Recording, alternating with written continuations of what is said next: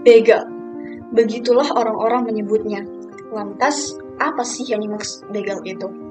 Begal adalah suatu perbuatan, suatu sikap yang tak pantas, suatu perbuatan yang merenggut nyawa seseorang dengan beringas, suatu perbuatan yang tak pikir panjang mengenai konsekuensi apa yang akan didapatkan.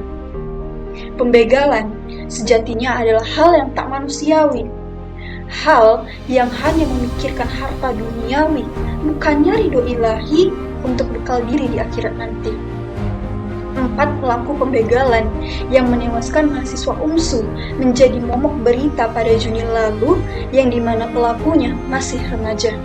Ya, remaja yang mungkin nanti diharapkan akan menjadi generasi emas.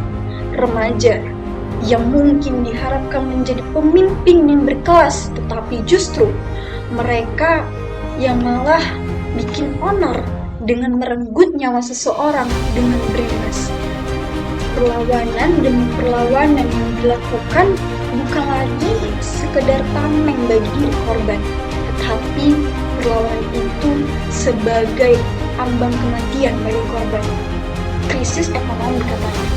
Lagi-lagi, krisis ekonomi menjadi alasan sebagai penyebab seseorang merenggut nyawa orang lain.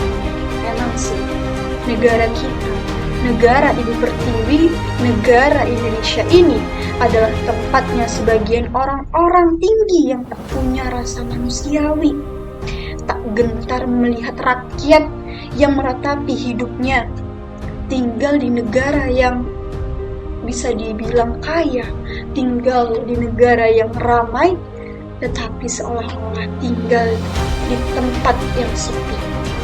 Tikus berdasi, begitulah sebutannya, atau mungkin ada sebutan lain.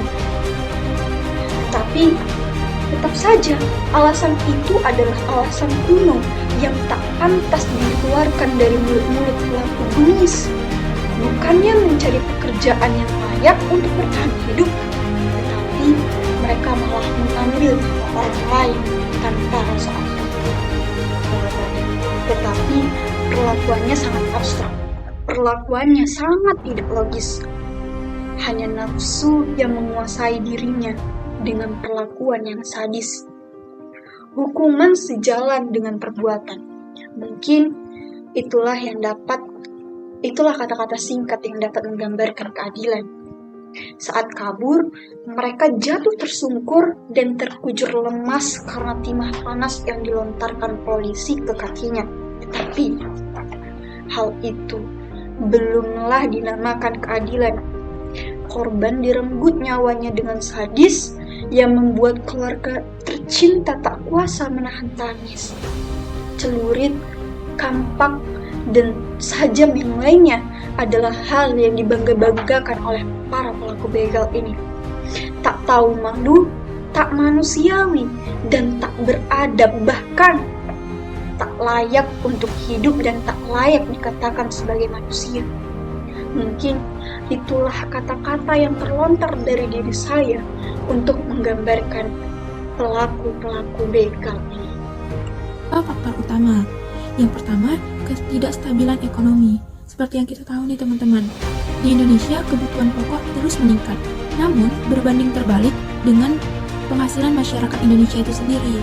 Kemudian, sedikitnya tersedia lapangan pekerjaan dan gaya hidup masyarakat Indonesia yang cenderung tinggi. Ini dapat memicu terjadinya pembegalan di Indonesia. Nah, yang kedua ada faktor lingkungan. Secara umum, terjadi pembegalan itu di tempat-tempat yang minim pencahayaan atau gelap, kemudian tempat-tempat yang sepi, dan juga tempat-tempat yang jarang dilewati oleh pengendara-pengendara. Nah, ini menjadi salah satu faktor yang menyebabkan orang itu bisa terkena begal. Nah, yang ketiga itu faktor korban atau masyarakat itu sendiri. Loh, kok bisa sih faktor korban? Nah, seperti yang saya ambil contoh nih. Misalnya, ada seseorang yang berkendara di tempat yang sepi di waktu yang larut malam. Kemudian, dia menggunakan perhiasan-perhiasan yang mencolok. Ini memancing para pelaku-pelaku begal melaksanakan aksinya. Nah, yang keempat, kurangnya fasilitas keamanan, seperti CCTV dan juga lampu-lampu di jalanan. Ini menyebabkan tempat-tempat di jalanan itu menjadi gelap dan rawan terjadi begal. Kemudian kurangnya patroli keamanan oleh polisi-polisi atau satpam-satpam. Ini menjadi pemicu terjadinya begal di Indonesia.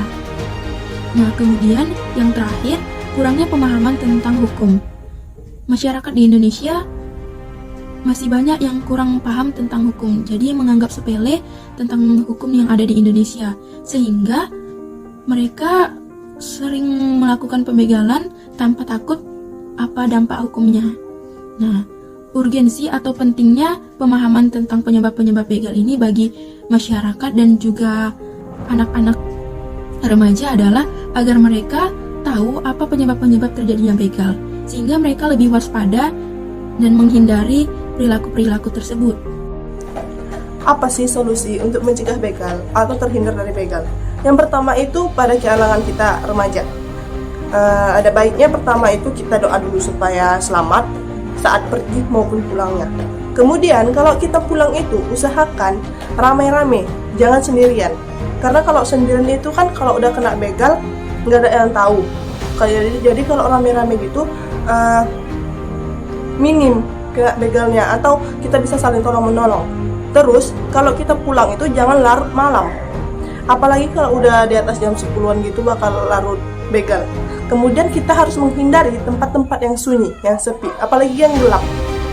Nah, kemudian apa solusi dari pemerintah untuk mencegah begal ini? Dari pemerintah kita bisa melakukan patroli keamanan, polisi patroli keliling daerah atau kota setiap daerahnya gitu ya, melakukan patroli setiap malam atau misal dari jam 9 sampai jam tengah-tengah malam, jam subuh mungkin. Kayak ada salah satu YouTube atau polisi itu Pak Ambarita, dia itu melakukan patroli setiap malamnya.